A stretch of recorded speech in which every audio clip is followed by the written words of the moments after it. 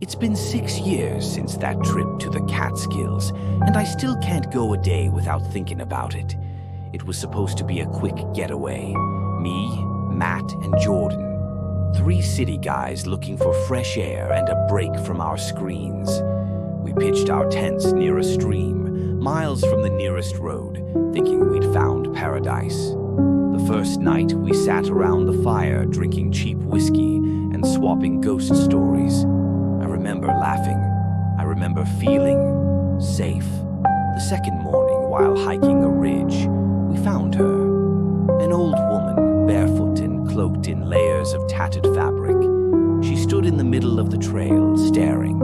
Not at us, past us. Her skin was pale, a little too pale, like she hadn't seen sunlight in years. When Matt tried to say hello, she didn't respond. She just muttered something under her breath, some kind of chant or rhyme, and walked off into the trees. We should have left then. That night we heard the bells. Faint like wind chimes, but rhythmic, deliberate. I thought it was an animal at first, maybe a deer brushing past something. But when I peeked out of my tent, I saw her, standing just beyond the firelight, watching. No one slept.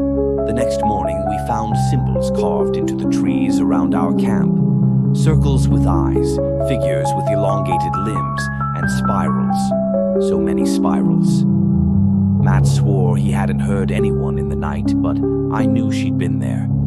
Jordan had a dead stare, shaking, muttering about seeing her hand press against his tent wall. I knew he wasn't lying. That afternoon, we packed up. Fast. 2 days early, actually. We left half our gear behind, everything besides the hatchet I had brought for making firewood and a can of bear spray Matt brought. As we hiked out, I glanced back. Once, and there she was, standing at the edge of the clearing, holding something small and black in her hands. It looked like a bird, limp and still. Her lips were moving, but I couldn't hear her words. To this day, I don't go camping anymore. Hell, I barely leave the city. Sometimes I dream about her. And when I do, I wake up to that sound. Soft, metallic, rhythmic. Bells, always just outside my window.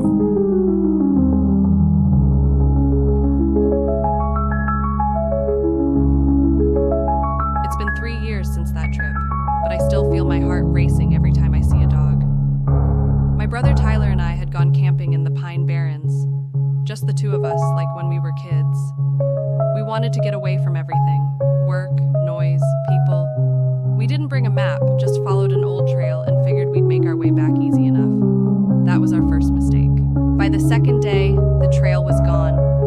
The forest got denser, the trees too close together, the light strange, almost sickly green. We didn't panic at first, just kept walking. But the deeper we went, the quieter it got. No birds, no wind, just the crunch of our boots and our own breathing. Then we found the cross later that afternoon. It was massive, at least 8 feet tall, and wedged into the ground upside down. Made of old, rotting wood, bound together with twisted barbed wire. Tyler thought it was a prank or some weird art, but I could tell it wasn't.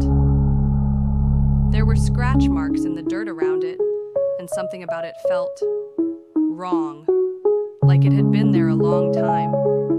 We should have turned around. We didn't. Then the dogs came next. We stumbled into a clearing, and they were just there, 5 of them, sprawled out on the grass. All different breeds, and all headless. No blood, just empty, clean wounds like something had taken their heads deliberately. I wanted to scream, but my throat wouldn't work. Tyler backed away, whispering that we needed to go now. I agreed. We ran for hours, but the woods didn't end. No matter which way we turned, we kept seeing the same trees, the same moss-covered rocks. It was like we'd stepped out of the world we knew. By the time we found a road, 2 days later, we were starving, scratched up, and barely speaking. We never talked about it again. Tyler refuses to. But sometimes I catch him staring out the window, like he's listening for something.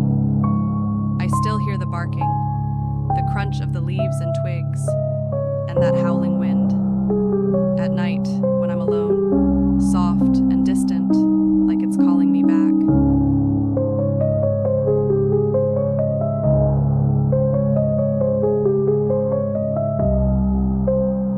I haven't been back to those woods since that night, and I never will. It was supposed to be a peaceful solo trip, just me, my RV, and the pines.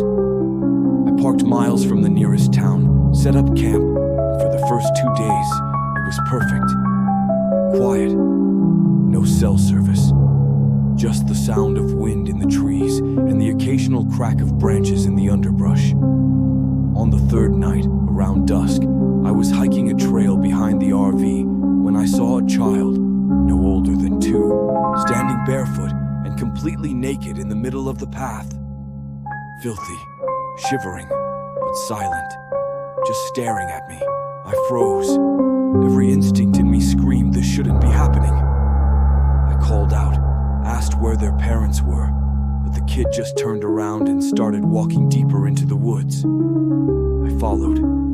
I had to. I couldn't just leave them out there. We walked for what felt like an hour.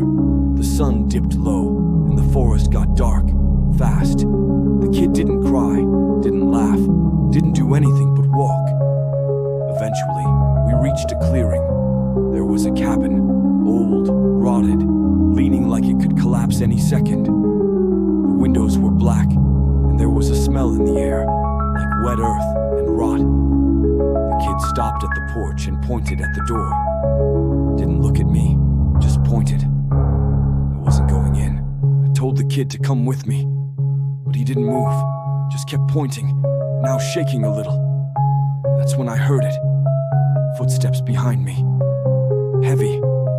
Fast. I turned, but there was nothing. Only the sound of something huge crashing through the trees. I ran. Branches tore at my face. Something chased me, always just behind, but I never saw it. I made it back to the RV, locked the door, shaking. I called the police, told them there was a kid lost in the woods, a cabin, something chasing me. They came. They searched. No child. No cabin. Nothing. One of the deputies told me, real calm, "There's no structures for miles, sir. You probably just got turned around."